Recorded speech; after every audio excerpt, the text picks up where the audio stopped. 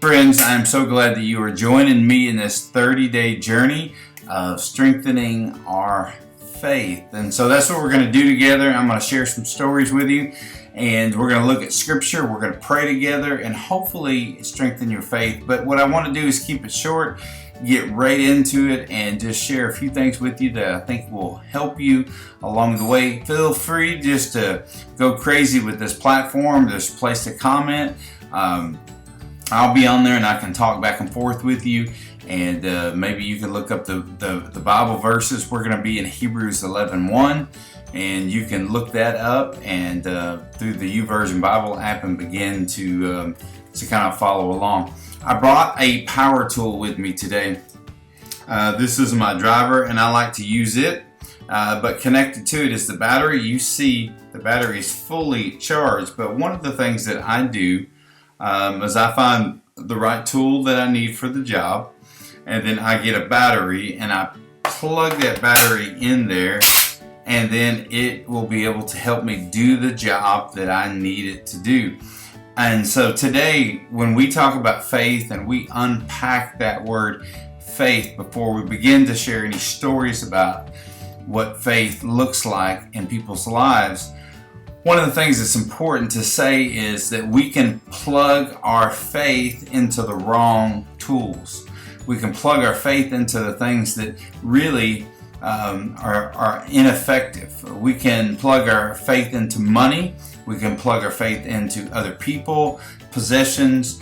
We can listen to the news and have our faith in information. There's so many different things, but the Hebrew writer in Hebrews 11:1 tells us that there is something very specific about our faith that we need to consider and try to understand in Hebrews 11:1. So let me just turn there with you in Hebrews 11 verse 1, and you'll be able to see what exactly we're talking about. So Hebrews 11:1 says, "Now faith is the substance of things hoped for, the evidence of things not seen." Now faith is the substance of things hoped for, the evidence of things not seen.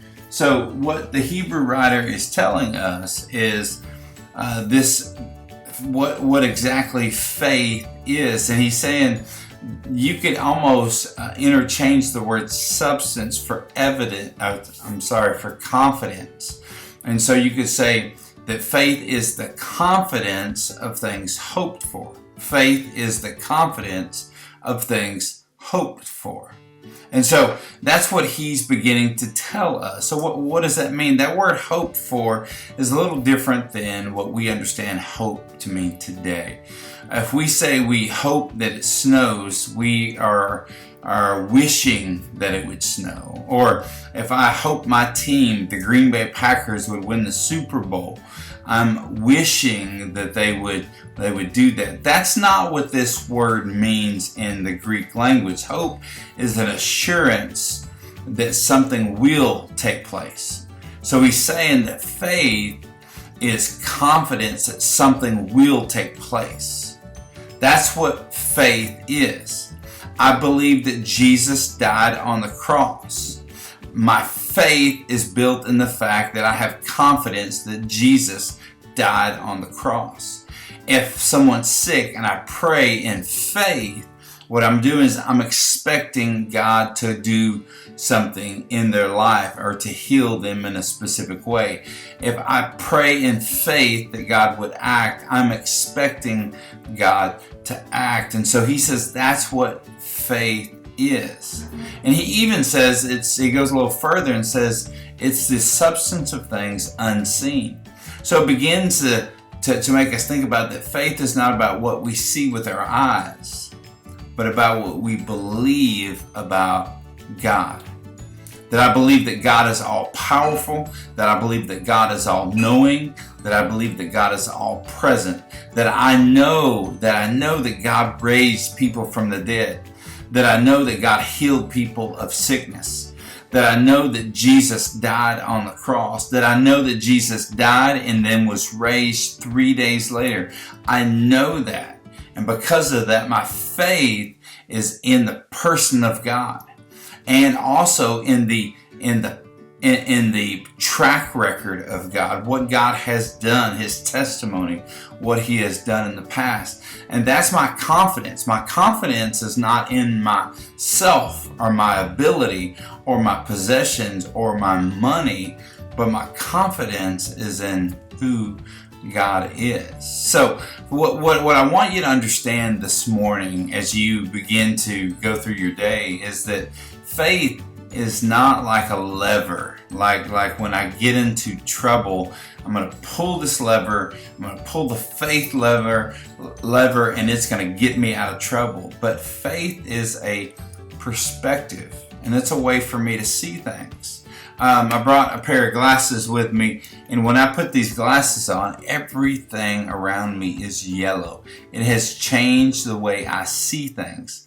It has colored the way that I am seeing the screen right now. So faith is one of those things that when I have confidence in God because of who He is and because of what He has done, that it changes my perspective.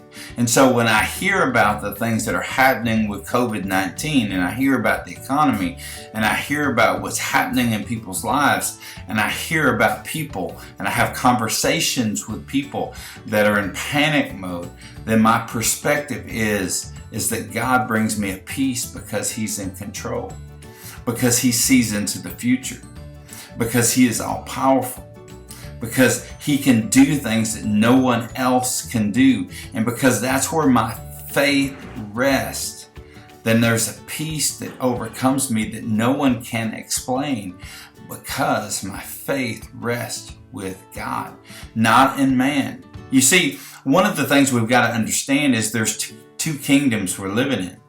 We're living in this earthly kingdom, where there are some people on this earth that don't have faith, don't understand who God is, don't have a personal relationship with Jesus. And so their perspective is panic and fear, and that the sky is falling.